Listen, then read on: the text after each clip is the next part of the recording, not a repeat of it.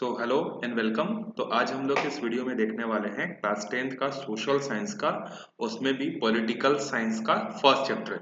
जैसा कि आप लोग बहुत दिनों से डिमांड कर रहे थे कि sir making of Indian constitution पे वीडियो बनाओ करके, तो इसीलिए एक वीडियो जो है मिनरल्स और इंडस्ट्रियलाइजेशन पे जो चल रहा है वो आएगी ही, साथ ही साथ ये भी वीडियो पैरेलली जो है दोनों आते रहेंगे। ठीक है, तो चलते हैं पहले चैप्टर पर, पॉलिटिकल साइंस का। और ये जो पॉलिटिकल साइंस है ये बहुत इंटरेस्टिंग है आपके लिए। क्यों? क्योंकि जिनको पॉलिटिक्स में इंटरेस्ट है उनको जानने को मौका मिलेगा कि किस तरीके से हमारा जो कॉन्स्टिट्यूशन है, जो संविधान है वो बना था, इसके पीछे क्या क्या कितने कितने लोग थे, कहाँ कहाँ से हमने कॉन्स्टिट्यूशन को लाया। जैसे हमारा जो कॉन्स्टिट्यूशन है ये अंबेडकर जी जब बनाए थे तो उन्होंने बोला था कि पूरी दुनिया में जितने भी कंट्रीज हैं और जितने भी कंट्रीज में कॉन्स्टिट्यूशन है, उन सारे कॉन्स्टिट्यूशन को ध्यान में रखकर उन सब चीजों में से अच्छी अच्छी चीजों को छांट कर जो है हमारा कॉन्स्टिट्यूशन जो है बना है करके।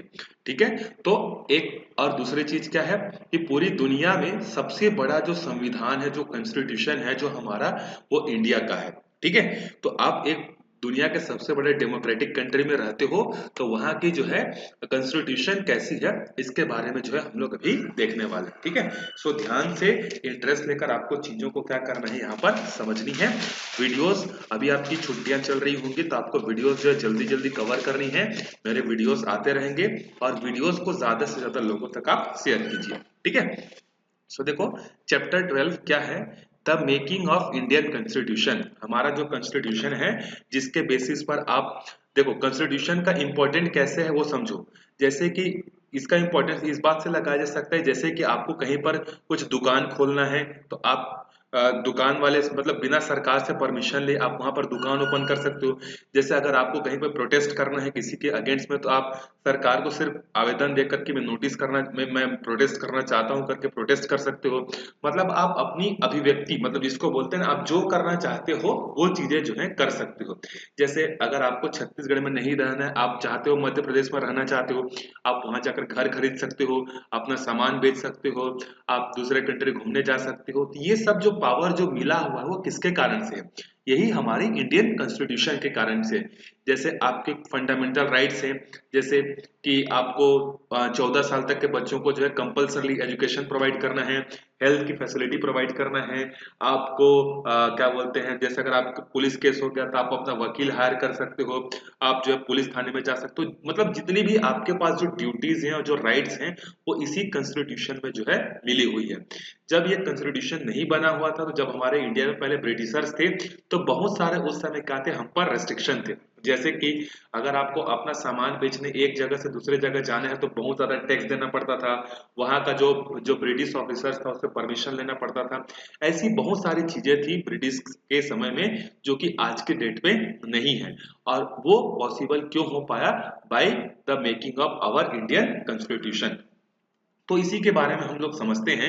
ये जो साइड में जो पिक्चर दिया है ना, ये है हमारा कॉन्स्टिट्यूशन ऑफ इंडिया, मतलब हमारे इंडिया में जो कॉन्स्टिट्यूशन जो बना है उसका बुक, जो कि कहाँ रखा हुआ है, पार्लियामेंट में जो है रखा हुआ है। देखो, in the previous class, we learned about the fundamental principle and the values of the democracy and how the concept of democracy are born and the develop।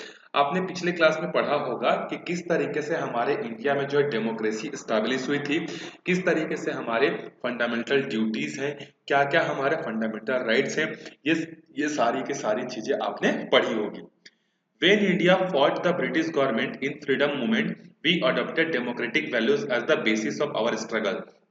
जब हमारा इंडिया ब्रिटिशर्स के अंडर में कॉलोनी थी और हमारे India के लोग freedom के लिए लड़ रहे थे, फ्रीडम फाइटर्स जो थे वो लड़ रहे थे, तो उस समय हमने डेमोक्रेटिक वैल्यूज को जो है अपनाया था। डेमोक्रेटिक वैल्यूज मतलब जो चीजें लोगों के हित में है, लोगों के भलाई में है, ऐसी चीजों को हमने अडॉप्ट किया था और उसी के बेसिस पर हमने स्ट्रगल किया था। जैसे फॉर एग्जाम्पल गांधी जी के नॉन वायलेंस मूवमेंट, बहुत सारे गांधी जी के जितने भी मूवमेंट्स थे वो लोगों के भले के लिए थे, लोगों के भले के लिए थे और इंडिया के इंडिपेंडेंस के लिए थे। लेकिन वो खून खराबा तो नहीं करते थे। डेमोक्रेटिक वैल्यूज मतलब शांति से रहकर अपनी बात को बताते थे। तो जब हम लोग फाइट कर रहे थे ब्रिटिशर्स के साथ, तो उस समय हमने डेमोक्रेटिक को जो है अपनाया था, डेमोक्रेटिक वैल्यूज को। We gained independence in 1947 and began preparing the blueprint of the free nation on the fundamental of foundation of this same democratic principle। हमको आजादी मिली ब्रिटिशर से 15 अगस्त 1947 को। उसके बाद से उस समय के जो लीडर्स थे, जैसे नेहरू जी हो गए, मोतीलाल नेहरू हो गए, जवाहरलाल नेहरू हो गए, अंबेडकर हो गए, सरदार वल्लभ भाई पटेल हो गए, ये सब के सब लोग क्या कर रहे थे कि हमारा इंडिया इंडिपेंडेंट हो गया है, अब हमको हमारा खुद का क्या बनाना पड़ेगा, एक कॉन्स्टिट्यूशन जो है बनाना पड़ेगा। और उस कॉन्स्टिट्यूशन का ब्लूप्रिंट बनना जो है 1947 में जो है स्टार्ट हो गया था। This process was called the framing of the Indian constitution. और इस पूरे प्रोसेस को जब से हमने बिगिन किया और 26 जनवरी 1950 तक के बीच का जो टाइम है, इसको हम लोग क्या बोलते हैं, फ्रेमिंग ऑफ इंडियन कॉन्स्टिट्यूशन जो है बोलते हैं। ठीक है। Every country has its constitution, which is a document that consists all the basis rules and the principle according to it should be ruled। Her country का अपना अपना क्या होता है, अलग अलग जो है एक कॉन्स्टिट्यूशन जो है होता है। जैसे यूएसए का अपना कॉन्स्टिट्यूशन है, जापान का अपना कॉन्स्टिट्यूशन है, फ्रांस का अपना है, पाकिस्तान का अपना है, नेपाल का अपना है, श्रीलंका का अपना है। तो हर कंट्रीज के क्या है, अपने अपने हिसाब से जो है वहां पर क्या है कॉन्स्टिट्यूशन है। और कॉन्स्टिट्यूशन बेसिकली क्या होता है, आप अगर सिंपल वर्ड में बोलो तो रूल्स ऑफ बुक बोल सकते हो। ठीक है, क्या होता है, रूल्स ऑफ बुक, मतलब एक ऐसा बुक या एक ऐसा डॉक्यूमेंट जिसमें रूल्स जो है लिखे हुए हैं। ठीक है, जिस तरीके से आप अपने स्कूल में जाते हो तो स्कूल जाने के लिए आपके स्कूल में कुछ रूल्स हैं, जैसे कि आपको व्हाइट शर्ट पहनना है, ब्लैक कलर का पेंट पहनना है, ब्लैक कलर का शूज पहनना है, वेडनेसडे को व्हाइट कलर का सूट पहनना है, आपको बैग्स रखनी है, आपको कॉपीज रखनी है, आपको इतना फीस पे करना है। तो ये क्या है, रूल्स हैं, उस रूल के हिसाब से आपको चलना पड़ता है। ठीक है, अगर आपने उस रूल को वॉयलेट कर दिया, जैसे आपने, आपका स्कूल का ड्रेस था व्हाइट शर्ट और ब्लैक पैंट, लेकिन आप रंग बिरंगा कपड़ा पहनकर चले गए, तो आपके जो टीचर्स होते हैं आपको पनिश कर देंगे नहीं। तो उसी तरीके से जिस तरीके से आप स्कूल में ये चीज को फॉलो करते हो, वो एक सोसाइटी में फॉलो होती है। और इसको कंट्रोल कौन करता है, गवर्नमेंट करती है। और गवर्नमेंट को सपोर्ट करने के लिए पुलिस रहती है, बहुत सारे हमारे यहाँ मैकेनिज्म है जिनके थ्रू हम लोग क्या करते हैं, कोई गलत कर रहा है तो उसको मतलब पनिश करते हैं, कोई चीज गलत हो रही तो उसके अगेंस्ट में हम लोग वॉइस आवाज उठाते हैं। तो ये सब चीजें कैसी होंगी, किस तरीके से अरेंज होंगी, ये सब किसमें लिखा हुआ है, हमारे इंडिया के कॉन्स्टिट्यूशन में जो है लिखा हुआ है। एक डॉक्यूमेंट है, एक बुक है, जिसके भीतर में सारी की सारी चीजें जो हैं लिखी हुई हैं। Every country frames its constitution according to needs and the circumstances. मतलब हर कंट्री की कॉन्स्टिट्यूशन सेम हो ऐसी जरूरी नहीं है। मतलब हर कंट्री अपने हिसाब से, अपने जरूरत के हिसाब से, अपने सर्कमस्टेंसेस के हिसाब से, मतलब सर्कमस्टेंसेस का मतलब समझते हो ना, आसपास का कंडीशन कैसा है, सिनेरियो कैसा है, उसके हिसाब से जो है कॉन्स्टिट्यूशन जो है फॉर्म करता है। जैसे फॉर एग्जांपल, जैसे हमारा जो इंडिया का कॉन्स्टिट्यूशन है, हमारे इंडिया के कॉन्स्टिट्यूशन में लिखा है कि इंडिया कंट्री का कोई एक पर्टिकुलर रिलीजियस नहीं होगा। मतलब इंडिया में सारे रिलीजियस एक जैसे हैं, सरकार का कोई रिलीजियस नहीं है। वहीं पर अगर आप नेपाल का कॉन्स्टिट्यूशन देखोगे तो नेपाल के कॉन्स्टिट्यूशन में लिखा हुआ है कि नेपाल एक हिंदू राष्ट्र है, हिंदू कंट्री है करके। उसी तरीके से आप इंडोनेशिया चले जाओ, मलेशिया चले जाओ, वहां पर भी लिखा हुआ है कि वो क्या है, एक इस्लामिक कंट्री है, एक मुस्लिम कंट्री है करके। तो हर कंट्री की क्या होती है, अपनी अपनी डिमांड के हिसाब से जो है लिखा हुआ रहता है। जैसे कुछ कंट्रीज, फ्रांस चले जाओ, रशिया चले, फ्रांस जाओगे तो आपको वहां पर मिलेगा कि वो एक कैथोलिक, मतलब जो क्रिश्चियनिटी वाला मानने वाला कंट्री है करके। तो इस तरीके से हर कंट्री की अपनी डिफरेंट डिफरेंट क्या होती है, एक नीड होती है, एक सर्कमस्टेंसेस होती है, उसके बेसिस पर जो है कॉन्स्टिट्यूशन जो है बनता है। But the constitution is not merely a collection of rules, it is the document that outlines the country's goals and the principle। ये सिर्फ एक डॉक्यूमेंट नहीं है, बल्कि ये जो कॉन्स्टिट्यूशन है ये एक रूपरेखा तैयार करता है, एक आउटलाइन बताता है कि इस कंट्री की सोच कैसी है। जैसे हमारे इंडिया की जो कॉन्स्टिट्यूशन है उसमें लिखा हुआ है सेक्युलरिज्म। सेक्युलरिज्म का मतलब होता है कि इंडिया किसी धर्म के साथ भेदभाव नहीं करेगा, सारे धर्म उसके लिए सेम है। तो अगर कोई फॉरेन कंट्रीज का एक आदमी अगर इंडिया में रहने का सोच रहा है तो उसको क्या होगा, एक पता चलेगा कि हाँ, इंडिया वालों की सोच या इंडियन गवर्नमेंट की सोच ऐसी है जो किसी के साथ पार्शियलिटी होने नहीं देगी करके। ठीक है, तो इस तरीके से किसी के कॉन्स्टिट्यूशन से हमको यह पता चलता है कि उस कंट्री के गवर्नमेंट की सोच कैसी है, थिंकिंग कैसी है। It defines the mechanism along with the rules and the limit to be observe. इस डॉक्यूमेंट में आपके लिए रूल्स भी हैं और लिमिट्स भी हैं। ऐसा नहीं कि अगर आपको फ्रीडम मिल गया तो आप कुछ भी करो, एक लिमिट भी है, उस लिमिट को भी आपको फॉलो जो है करना पड़ता है। A government can use to resolve the problem of the its people, और इसी डॉक्यूमेंट के बेसिस पर क्या होता है, जो गवर्नमेंट है वो लोगों के प्रॉब्लम्स को जो है सॉल्व करता है। जैसे कुछ केस होता है तो सुप्रीम कोर्ट में आप जाते हो तो सुप्रीम कोर्ट क्या करता है, रूल्स के हिसाब से देखता है कि सही हुआ कि गलत हुआ, उसके हिसाब से डिसीजन देता है। तो ये कॉन्स्टिट्यूशन पे जो है सब चीजें लिखी हुई हैं। अब देखो यहाँ पर कुछ क्वेश्चन दिया है। द इंडियन कॉन्स्टिट्यूशन आज फ्रेम्ड बाई, इंडिया के कॉन्स्टिट्यूशन को किसने बनाया था, तो याद रखना एक कॉन्स्टिट्यूशनल असेंबली बनी थी, और उस कॉन्स्टिट्यूशन असेंबली को हेड कौन कर रहे थे, उसके एक पर्टिकुलर पार्ट को हेड कौन कर रहे थे, अंबेडकर जो है कर रहे थे। ठीक है, वैसे तो नेहरू जी भी उसमें हेड थे, राजेंद्र प्रसाद भी हेड थे, कॉन्स्टिट्यूशनल असेंबली के जो प्रेसिडेंट थे वो कौन थे, डॉक्टर राजेंद्र प्रसाद थे। लेकिन उसके एक बहुत इंपॉर्टेंट सेगमेंट को जो कि कॉन्स्टिट्यूशनल प्रिपेयर कर रही थी, उस कमेटी के हेड कौन थे, बी आर अम्बेडकर थे। ठीक है, Bhimrao Ambedkar ji. The Indian constitution come into effect on, कब आया था, इंडिया का जो कॉन्स्टिट्यूशन वो 26 जनवरी 1950 को जो है आया था। ठीक है, according to our constitution India is a, India कैसी कंट्री है, इंडिया एक डेमोक्रेटिक कंट्री। डेमोक्रेटिक मतलब यहाँ पर लोगों द्वारा चुना गया सरकार होगा, ना कि मोनार्की। मोनार्की मतलब होता है राजाओं का। मिलिट्री रूल, मिलिट्री रूल मतलब यहाँ सैनिक जो है सरकार के अंडर में है, ना ही मतलब मिलिट्री सरकार को नहीं चलाएगी, सरकार मिलिट्री को चलाएगी। जैसे आप लोग देखना पाकिस्तान में कई बार ऐसा हो चुका है कि पाकिस्तान की जो मिलिट्री है ना, वो मिलिट्री क्या करती है, सरकार को हटा देती है और खुद ही अपने आप को वहां का सुप्रीम जो है बोलती है। तो हमारे इंडिया में ऐसा नहीं है, हमारे इंडिया में डेमोक्रेसी है, लोगों के वोटिंग से क्या होती है, वो सरकार बनती है, जिसको लोग वोट करेंगे, जिसको ज्यादा वोट करेंगे उसी की गवर्नमेंट जो है बनती है। मिलिट्री का जो है यहाँ पर इंटरवेंशन नहीं होता है। अब आगे देखते हैं, why do we need a constitution, constitution की जरूरत क्यों पड़ती है। देखो कॉन्स्टिट्यूशन की जरूरत इसलिए पड़ती है क्योंकि सोसाइटी में पीस बना हुआ हो। अगर कोई कॉन्स्टिट्यूशन नहीं होगा तो जो ज्यादा पावरफुल होगा वो वीक लोगों को क्या करेगा, उसको जो है मतलब कई तरीके से उनको डैमेज पहुंचाएगा। ठीक है, अब हर आदमी तो पावरफुल नहीं होता है ना, तो उसके पास जैसे जो रिच आदमी है वो अपने हिसाब से पुअर आदमी का जो है शोषण करना चालू कर देगा। तो ये सब चीजें ना हो, समाज में पीसफुल बन रहे, लोग अच्छे से रहें, इसके लिए हमको कॉन्स्टिट्यूशन की जो है जरूरत पड़ी। अब इसी में देखते हैं, in a limited sense a constitution is a set of basic rule and the procedure to create a state and the government system to run the state। सरकार को चलाने के लिए, कंट्री को चलाने के लिए एक बेसिक रूल और एक प्रोसीजर जो है हमारे कॉन्स्टिट्यूशन में जो है बना हुआ है। In a democratic system, the people get together to create the state according to their needs and the interest। हमारे इंडिया में या हमारे डेमोक्रेटिक सिस्टम में जो लोग हैं वो अपने डिमांड के हिसाब से, अपने चॉइस के हिसाब से गवर्नमेंट का क्या करते हैं, क्रिएट जो है करते हैं। They give the state some power to manage life in society so everything runs smoothly. हमारे यहाँ के जितने भी लोग हैं वो वोटिंग के थ्रू क्या करते हैं, कुछ पर्टिकुलर लोगों को कुछ पावर देते हैं और उनको बोलते हैं कि आप हमारी सोसाइटी को अच्छे से चलाओ, जिसको हम लोग बोलते हैं गवर्नमेंट।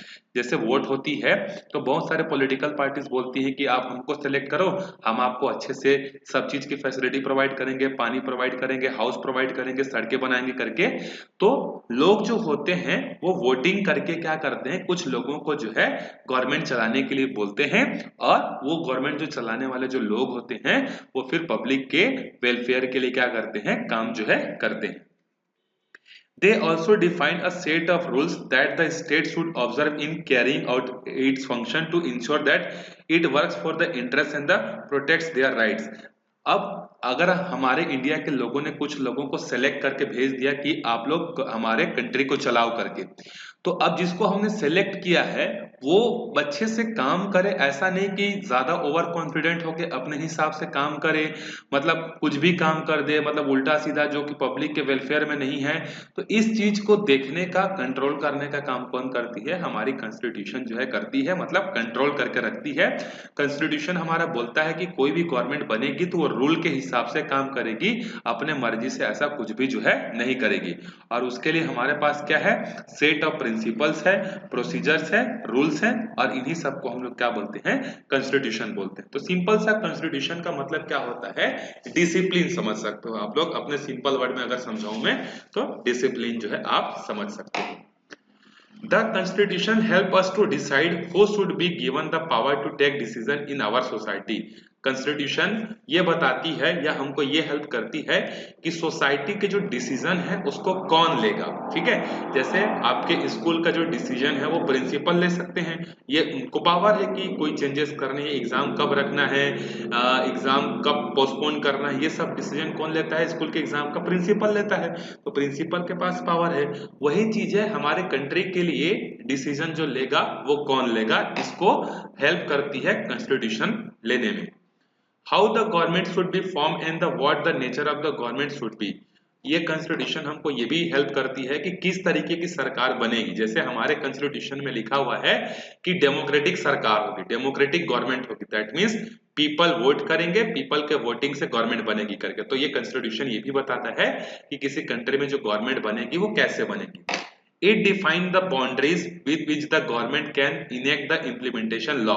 साथ ही साथ कॉन्स्टिट्यूशन ये भी करती है कि हमारे इंडिया के बाउंड्रीज कितनी हैं और सरकार जो है किस बाउंड्री तक या किस लिमिट तक जो है रूल्स को इंप्लीमेंट जो है कर सकती है, कहां पर नहीं कर सकती है। These boundaries are such as fundamental right of the people cannot be violated। जैसे कॉन्स्टिट्यूशन ये बोलती है कि सरकार किसी की भी हो, बीजेपी की हो, कांग्रेस की हो, आम आदमी पार्टी की हो, समाजवादी पार्टी की हो, किसी के भी हो, वो एक ऐसा कोई भी काम नहीं कर सकती है जो कि लोगों के फंडामेंटल राइट्स को क्या करे, वायलेट करे। ठीक है, मतलब ये कॉन्स्टिट्यूशन में लिखा हुआ है कि कोई भी ऐसा रूल नहीं बनेगा, कोई भी एक ऐसा बिल पास नहीं होगा, कोई एक ऐसा एक्ट नहीं होगा जो लोगों के फंडामेंटल राइट्स को क्या करे, वायलेट करे। But a constitution is also flexible and can be amended to address the evolving need of the people over the year। हाँ, लेकिन साथ ही साथ एक तरफ जहां पर कॉन्स्टिट्यूशन लोगों को फंडामेंटल राइट्स देती है, कुछ अधिकार देती है, तो वहीं दूसरी तरफ उस अधिकार को कम करने का राइट्स जो है पार्लियामेंट को देती है। अगर गवर्नमेंट को लगता है कि लोगों के पास ज्यादा अधिकार हो गए हैं जो कि हमारे कंट्री के लिए डेंजरस है, तो वहां पर क्या करती है, जो पार्लियामेंट है वो क्या करती है, उसको कम कर सकती है। जैसे फॉर एग्जांपल मैं आपको एक एग्जांपल से समझाता हूं कि किस तरीके से कॉन्स्टिट्यूशन जो है लोगों को फ्रीडम देती है तो उसका नुकसान कैसे होता है। फॉर एग्जांपल अमेरिका में एक चीज ये है कि अगर कोई आदमी मतलब गन रखना चाहता है, ठीक है, तो वहां पर कोई आदमी बड़ा इजीली परमिशन लेकर क्या कर सकता है, गन जो है रख सकता है। ठीक है, जबकि हमारे इंडिया में ये चीज नहीं है। अगर आपको गन चाहिए तो आपको प्रॉपर पुलिस में आपको बोलना पड़ेगा, जो डिस्ट्रिक्ट का जो एसपी होता है, जैसे आईपीएस ऑफिसर होते हैं ना, सुपरिटेंडेंट ऑफ पुलिस, उसको ये बोलना पड़ता है कि किस पर्पस के लिए आपको गन चाहिए। वो जब परमिशन देगा तभी आप लाइसेंस वाला गन रख सकते हो। जबकि अमेरिका में ऐसा नहीं है। अमेरिका में कोई भी आदमी अगर गन रखना चाहता है तो छोटा सा एप्लीकेशन लिखेगा और एप्लीकेशन लिखकर उसको गन जो है क्या होती है, मिल जाती है। इसके कारण से क्या होता है कि यूएसए में जो है आए दिन क्या होती है, जो लोग जो होते हैं वो खुलेआम क्या करते हैं, शूट डाउन करते हैं। जैसे कहीं पर कोई फंक्शन हो रहा है, कहीं पर कोई सिनेमा चल रहा है, तो आप लोग न्यूज पढ़ते होंगे कि वहां पर किसी आदमी ने ओपन फायरिंग कर दी जिससे 10 लोग 15 लोग मर गए। तो देखो अमेरिका का जो कॉन्स्टिट्यूशन है ना, वो उनको फ्रीडम देता है कि गन रखें, लेकिन साथ ही साथ ये भी बोलता है कि अगर उस फ्रीडम से अगर किसी को नुकसान हो रहा है तो गवर्नमेंट उसको चेंज भी कर सकती है। तो अमेरिका ने भी वही किया। अब वहां पर अगर किसी को गन रखना है तो वहां पर अब स्ट्रिक्ट रूल हो गए। वही चीज हमारे इंडिया में है। ये चीज इंडिया ने पहले ही जान लिया था, कॉन्स्टिट्यूशन मेकर्स ने, कि अगर हम लोग लोगों को ज्यादा फ्रीडम दे देंगे तो कहीं वो ज्यादा फ्रीडम हमारे लिए हार्मफुल ना हो जाए करके ये गन रखना, ये जितने भी जो वेपन्स होते हैं, वेपन्स वगैरह जो चीजें होती हैं, इसको मतलब अलाउड जो है नहीं करती है। ठीक है, ये चीज आपको समझ में आ गई होगी कि किस तरीके से हमारा इंडिया का जो कॉन्स्टिट्यूशन है वो कैसा है, फ्लेक्सिबल है। मतलब हमको कुछ फंडामेंटल राइट्स भी हैं तो हमारे पास कुछ रेस्ट्रिक्शन भी है कि आप उसको ओवरकम नहीं कर सकते करके। ठीक है, चलो अब आगे देखते हैं। A constitution gives the state the power to create the condition to build a just society to fulfill the aspiration of the peoples। साथ ही साथ हमारी जो कॉन्स्टिट्यूशन है वो स्टेट को पावर, स्टेट मतलब गवर्नमेंट को ये भी पावर देती है कि वो सोसाइटी के डिमांड्स को फुलफिल करने के लिए वो क्या कर सकती है, कुछ रूल्स वगैरह जो है या कुछ स्कीम वगैरह जो है ला सकती है। In its wider sense, a constitution defines a nation's basic values and the ideas. Constitution किसी कंट्री के बेसिक वैल्यूज को, बेसिक आइडियल्स को क्या करती है, डिफाइन करती है। It tells us how and why people want to live together as a society and what they would like to do collectively. Constitution ये बोलती है कि किसी कंट्री में लोग एक साथ क्यों रहना चाहते हैं और वो कलेक्टिवली रहकर क्या करना चाहते हैं। फॉर एग्जाम्पल जैसे द प्रियम्बल मतलब होता है संविधान का उद्देशिका of our constitution state that the goal of the people of India is to ensure equality, justice, liberty for all the citizen and promote the fraternity among them. जैसे हमारे India के constitution के स्टार्टिंग में लिखा हुआ है introduction में कि इंडिया के जितने भी लोग होंगे वो ये इंश्योर करेंगे कि सबको इक्वालिटी मिले, सबको जस्टिस मिले, सबको लिबर्टी जो है मिले करके। तो इतना पढ़कर कोई दूसरे कंट्री का आदमी ये जान लेगा कि हाँ इंडिया के लोग एक साथ इसलिए रहते हैं ताकि उनमें इक्वालिटी हो, जस्टिस हो और लिबर्टी हो करके, ठीक है। To achieve this goal, the people resolved to constitute the state as a sovereign republic that it is socialist, secular and the democratic and make its own decision without depending on being influenced by any external power। साथ ही साथ लोग अपने गोल को achieve करने के लिए independent है, कोई भी डिसीजन लेने के लिए उसके डिसीजन को लेने के लिए कोई जो है नहीं रोके। जैसे अगर आप पढ़ना चाहते हो या आपका डिसीजन है तो कोई आकर आपको नहीं रोकेगा कि तुम मत पढ़ो, तुमको ये राइट नहीं है करके। तो ऐसा जो है राइट्स जो है उनको नहीं मिला है। The new constitution that Japan adopted after its two cities were devastated by the nuclear bomb at the end of the Second World War state that the country would strive for the world peace and try to eliminate slavery, oppression, intolerance, fear, wants, etc. for the world। जब second world war खत्म हुआ तो आपको पता होगा कि second world war कैसे खत्म हुआ। अमेरिका ने क्या किया था, जापान पर जो है बम्बार्डिंग कर दी। जब Japan world war second surrender कर दिया तो उसने अपना कॉन्स्टिट्यूशन बनाना स्टार्ट किया। और उसने जब अपना कॉन्स्टिट्यूशन बनाया तो बनाते समय इस बात का ध्यान रखा कि जिस तरीके से हमको नुकसान हुआ है कि बॉम्बार्डिंग के कारण बहुत लोग मारे गए, बहुत लोग हैंडीकैप हो गए, इस तरीके का दुनिया में कहीं और दोबारा ना हो करके उन्होंने अपने कॉन्स्टिट्यूशन में ये प्रॉपरली लिखा है कि जापान जो कंट्री है वो ये कोशिश करेगा कि पूरी दुनिया में शांति बनी रहे, कहीं पर स्लेवरी ना हो, गुलामी ना हो, ऑपरेशन ना हो, इनटॉलरेंस ना हो, डर ना हो, सब बराबर हो करके ऐसा हम लोग कोशिश करेंगे करके जापान के कॉन्स्टिट्यूशन में लिखा हुआ है, ठीक है। Similarly, when Nepal established a democracy in May 2008 to replace the monarchy, it begins the task of preparing a new constitution, forming constitutional assemblies for the purpose। जिस तरीके से हमारा इंडिया 1947 में इंडिपेंडेंट हो गया था, उसने कॉन्स्टिट्यूशन बनाना स्टार्ट किया, उसी तरीके से जो नेपाल था, नेपाल में पहले क्या था, राजाओं का शासन था, वहां पर मोनार्की थी। मोनार्की मतलब एक जनरेशन के बाद दूसरा जनरेशन, दूसरा जनरेशन के बाद उसका बेटा जो है वहां का हेड होगा करके। लेकिन मई 2008 में वहां पर यह मोनार्की सिस्टम खत्म हो गई और वहां के लोगों ने बोला कि जिस तरीके से बाकी दुनिया में डेमोक्रेसी है उसी तरीके से हमारे यहाँ भी एक कॉन्स्टिट्यूशन होना चाहिए और एक डेमोक्रेटिक गवर्नमेंट होनी चाहिए। The people wanted to end the authoritarian rule of the feudal monarchy। लोग वहां पर मोनार्की सिस्टम को क्या चाहते थे, खत्म करना चाहते थे। Which had oppressed them and they ignored their aspiration। क्यों खत्म करना चाहते थे मोनार्की को, क्योंकि नेपाल के लोगों को ये लगता था कि जो मोनार्की सिस्टम है उससे उनको उनके राइट्स को इग्नोर कर दिया जा रहा है, उनके भावनाओं को नहीं समझा जा रहा है करके ऐसा सोचते थे। They initiated a process of consultation and the discussion between the different political parties and the regional parties and the communities before finalizing the constitution। जिस तरीके से हमारे इंडिया में बहुत सारे पार्टीज ने क्या किया था, कॉन्स्टिट्यूशन के मेकिंग में पार्टिसिपेशन किया था, उसी तरीके से नेपाल में भी जितनी भी पॉलिटिकल पार्टीज थी, सारे पॉलिटिकल पार्टीज एक साथ आए और उन्होंने मिलकर क्या किया, वहां का कॉन्स्टिट्यूशन बनाया कि हाँ हमारा कॉन्स्टिट्यूशन इस तरीके से होना चाहिए, लोगों को इस तरीके से राइट्स होना चाहिए करके। और फाइनली 2015 में जाकर जो है उनका कॉन्स्टिट्यूशन जो है फाइनलाइज जो है हुआ था। During Nepal's constitution drafting process, many minorities communities were worried whether their rights in the interest would be protected or not। जब नेपाल का कॉन्स्टिट्यूशन बन रहा था तो नेपाल में जो माइनॉरिटी जो लोग थे वो ये सोच रहे थे कि क्या कॉन्स्टिट्यूशन में हमको कुछ राइट्स दिया जाएगा कि नहीं दिया जाएगा करके वो डर रहे थे। So special attention was paid in the new constitution to the protect all kinds of diversity, promote harmony and the tolerance, eliminate the discrimination in the operation. लेकिन जब कॉन्स्टिट्यूशन बना तो उसमें प्रॉपरली माइनॉरिटी लोगों का ध्यान रखा गया, सारे लोगों का, मतलब जितने भी अलग अलग रिलीजियस को मानने वाले लोग हैं, अलग अलग लैंग्वेज को बोलने वाले लोग हैं, सबका ध्यान रखा गया। और ये कोशिश की गई कि जो डिस्क्रिमिनेशन जो पहले हो रही थी, जो ऐसा लोग सोच रहे थे, वो डिस्क्रिमिनेशन अब ना हो करके। और फाइनली जो है नेपाल में क्या बन गया, वहां का कॉन्स्टिट्यूशन बन गया। ठीक है, तो इस वीडियो में हम लोग यहीं तक देखते हैं। अगले वीडियो में हम लोग देखेंगे चैप्टर इसका second topic, the history of Indian constitution. हमारे इंडिया का जो कॉन्स्टिट्यूशन जो बना उसका हिस्ट्री क्या है। तो मिलते हैं अगले वीडियो में, तब तक अच्छे से प्रैक्टिस करते रहो। Bye bye.